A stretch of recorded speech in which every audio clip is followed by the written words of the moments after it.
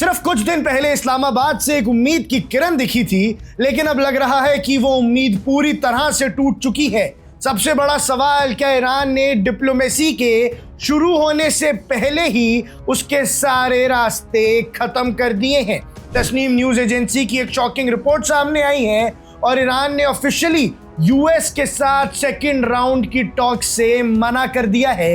यानी दर्शकों, ईरान अब यूएस के साथ एक टेबल पे बैठ के पीस टॉक्स करने को तैयार ही नहीं है। और कारण है कि इस्लामाबाद में जो मैराथन टॉक्स होने के बाद भी मामला फेल हो गया, पूरी तरह से टॉक्स कोलैप्स हो गई। और अब बात करते हैं उस 21 घंटे की मीटिंग की, जब जेडी वांस के रेड लाइंस की और नेवल ब्लॉकेड की, जिसने सिचुएशन को और भड़का दिया। यानी ईरान ने एक ही मीटिंग में यूएस का दोगलापन परख लिया और दर्शकों अब दोबारा साथ बैठने से ही इनकार कर दिया है।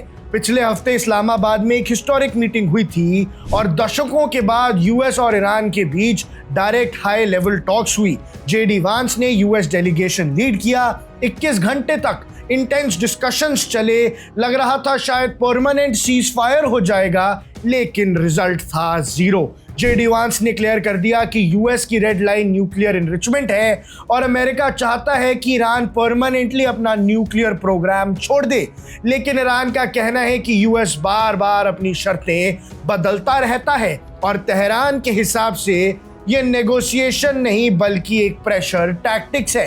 अब ईरान का स्टैंड सीधा है। एक तरफ आप नेवल ब्लॉकेड लगाकर हमारा दम घोट रहे हो और दूसरी तरफ फेयरनेस की बात कर रहे हो, तो इसीलिए ये डील हो ही नहीं सकती। शर्तों को मैनिपुलेट कर रहा था यूएस, शर्तों को बार बार घुमा रहा था ट्रंप, लेकिन ईरान ने अब कहा है लो भैया, हम करते ही नहीं बात। डिप्लोमेसी पूरी तरह से फेल हो चुकी है और इसका इम्पैक्ट अब ग्राउंड पर दिखने लगा है। डोनाल्ड ट्रंप ने नेवल ब्लॉकेड कंटिन्यू रखने का अनाउंसमेंट किया है और सिचुएशन और ज्यादा एस्केलेट हो गई है। ईरान के रेवोल्यूशनरी गार्ड कॉर्प्स ने स्ट्रेट ऑफ हॉर्मुज को फिर से ब्लॉक कर दिया है और रिपोर्ट्स के मुताबिक ईरानियन गनबोट्स ने ओमान के पास टैंकर्स पर फायरिंग भी की है। ये वही रूट है जहां से दुनिया का 20% ऑयल सप्लाई गुजरता है, इसीलिए ये ईरान का सबसे बड़ा हथियार है। ईरान का मैसेज साफ है कि अगर हम अपना ऑयल एक्सपोर्ट नहीं कर पाए तो कोई और भी नहीं कर पाएगा। एक तरफ ट्रंप अभी भी ऑप्टिमिस्टिक दिख रहे हैं। उनका कहना है कि वॉर खत्म होने के करीब है और ईरान टूट चुका है, प्रेशर स्ट्रैटेजी काम कर गई है। उन्हें लगता है कि ईरान इवेंचुअली बात करने पे मजबूर हो जाएगा, लेकिन ये सच्चाई से बहुत दूर है।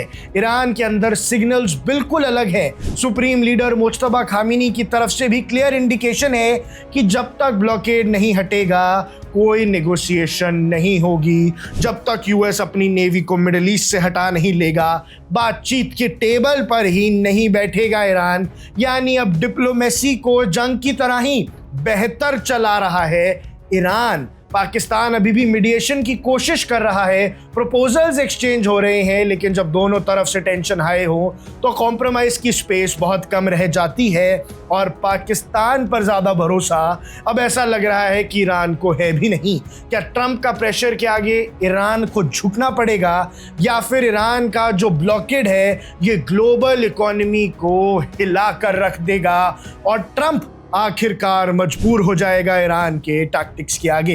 दर्शकों, अब डिप्लोमेसी का सवाल नहीं है, अब जंग का स्तर बढ़कर ही रहेगा, क्योंकि ईरान ने सीधा कह दिया है कि हम अब बातचीत नहीं करेंगे। आपको क्या लगता है? आपकी क्या राय है? हमें कमेंट सेक्शन में जरूर बताइएगा। आप देख रहे हैं वन इंडिया, मैं हूं आकाश Kaushik. Subscribe to One India and never miss an update. Download the One India app now.